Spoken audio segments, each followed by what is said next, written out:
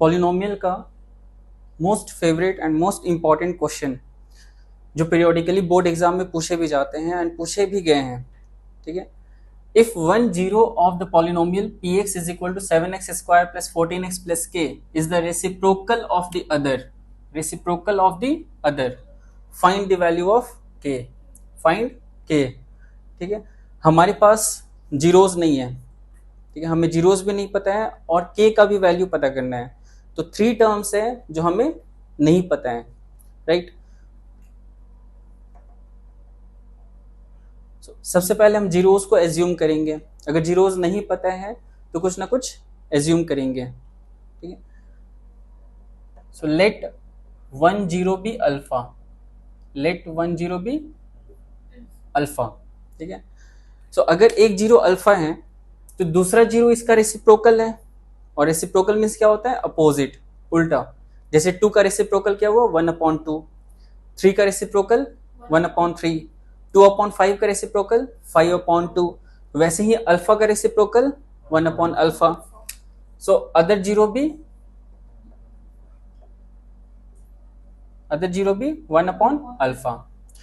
तो देखो we have 2 apples, हमारे पास 2 फॉर्मूला है, एक alpha plus beta is equal to minus B upon A, alpha plus beta is equal to minus B upon A, that means sum of zeros, sum of zeros is equal to minus B upon A.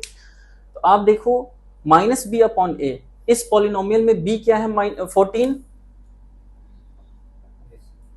b की जगह 14 लिखेंगे, -14 हो गया, और a क्या है 7। इसमें कहीं भी k आया नहीं आया, कहीं भी k नहीं आ रहा है, और सम ऑफ जीरोस करोगे तो एक जीरो अल्फा है और दूसरा जीरो 1/अल्फा है, यहां भी k नहीं आया और ना ही k यहां पे आ रहा है। तो जो फर्स्ट फॉर्मूला है sum of zeros is equal to minus B upon A, उसमें k कहीं भी नहीं आ रहा है, ना ही LHS में आ रहा है ना ही RHS में आ रहा है।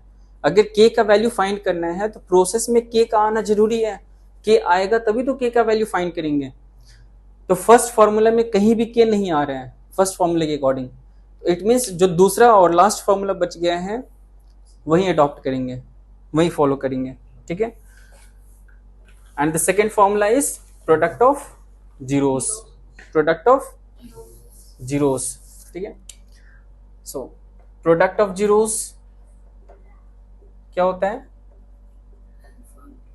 C upon A.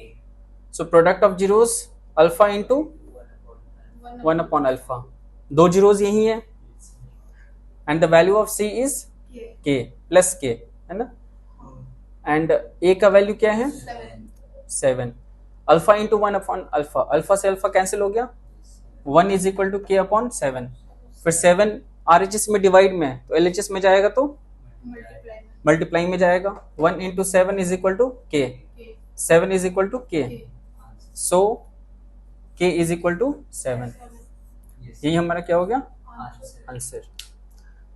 क्लियर है, समझ आया? ओके।